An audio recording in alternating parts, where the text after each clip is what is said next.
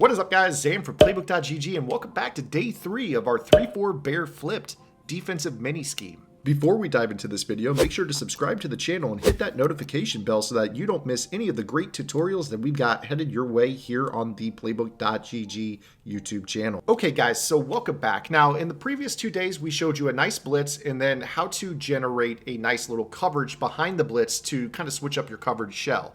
Today, we're going to round it out in day 3 with how to defend different route combinations by calling a base coverage defense. So we're going to go ahead and play off of our look from yesterday by running the exact same look. So we are actually going to be blitzing the players that we were blitzing yesterday. So if you guys want to know the blitz setup, go to yesterday's video. We'll show you how to set up the blitz. But in today's video, we're just going to show you, here's your base cover 2 invert. So we're going to go ahead and start out with just a standard cover 2 invert with your hard flat coverage. Now, what I would typically do is I would spy this linebacker and just make this a 3-man rush. Now, again, this is going to be something that really, this could be manipulated easily. If somebody runs Pat Sale, they're going to be able to find holes on your coverage, obviously. The big thing here is obviously that with deep halves on the field, they're going to be able to run that crossing route. So post routes from Pat Sale, crossing routes from Pat Sale, those are going to be a little bit of an issue. Now, the nice thing about this formation is that you do have a safety. There is one safety on the field that you're going to have some freedom to make some changes with. Now, the downside to that is that he's going to be your user. So your other inside linebacker is going to need to be a player that has some good speed. So what I'm going to do here is I'm going to put in a player just with a little bit of speed. Dante Fowler Jr. is perfect. Even though he's more of an outside rusher, I'm going to go ahead and call timeout. I think that what you could do with this player is you're going to be looking to take advantage of some elements that we actually have on Playbook.gg in which we talk about cross-manning. A lot of people associate cross-manning with formations like nickel 3-3-5, where you could put all your linebackers in man coverage on anyone on the field. However, there is a nice tip found on Playbook.gg that shows you how to get successful cross-manning from pretty much anyone on the field, basically independent of where they're standing. So what we're going to do here is we're going to set up a nice little cross man. As you can see, Dante Fowler Jr. is right here. We're going to go ahead and cross man on Sammy Watkins because this is a middle linebacker. And then what we're going to do is base align our coverage. For some reason, when you base align your coverage with cross man, this player that is cross man on that post will intersect the route in the middle of the field as opposed to overrunning it drastically. A lot of times we see cross man, they get beat around here in the seam as opposed to meeting them in the middle of the field. So with this particular coverage, if you want to cross-man that post with that middle linebacker, feel free to do so.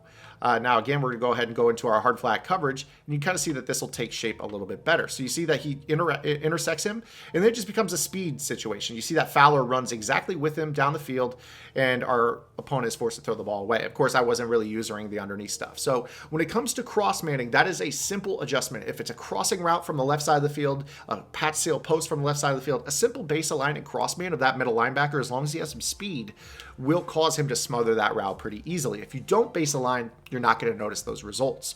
Now we're going to go ahead and start to get into some more advanced coverages. So what if they're starting to run corner routes to the wide side of the field? So we'll go ahead and start to break that down as well.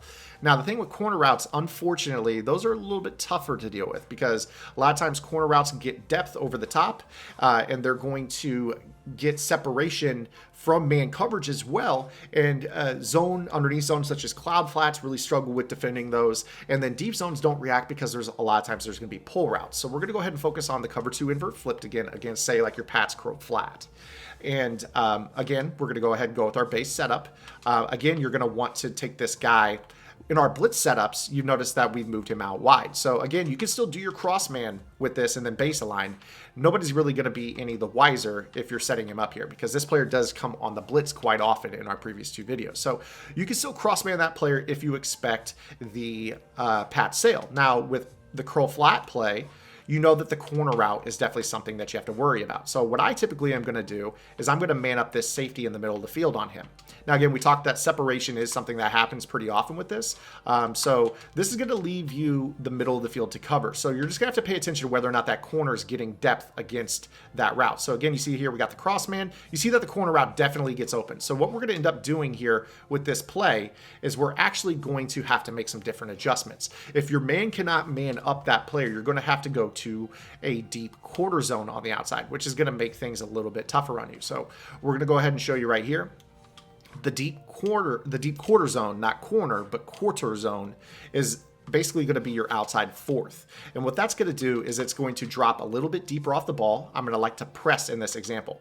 Now, what I like to do against curl flat corner is you notice that when we press, that's going to allow this safety to be floating over this side. I can put him in a deep half to prevent the streak from getting open over the top. Now, again, we're going to go ahead and I like to spy this player. You can go ahead and move this guy all the way out. You can cross man him if you want. Now he's base aligned in cross man. And again, you're going to be playing hard flat. So now when that ball's snapped, I'm basically here in the middle of the field. You see that that corner route drops right into that. And if he throws this, this is going to allow you to click on and go and make a swat animation. So the click on this play is very, very easy to do. You're just going to click on as soon as they start the throwing animation, and you're going to run over and make that swat. Now, of course, with the deep quarter zone, keep in mind they drop a little bit more slowly off the ball. So you need to have that safety help over the top in the half. That way, if they run a streak, he's not getting burned for a one-play score. If you like this video, check out one of the videos on your screen right now. And for more in-depth analysis, visit www.playbook.gg for detailed game plans written by pro Madden players. Master the game with playbook.gg.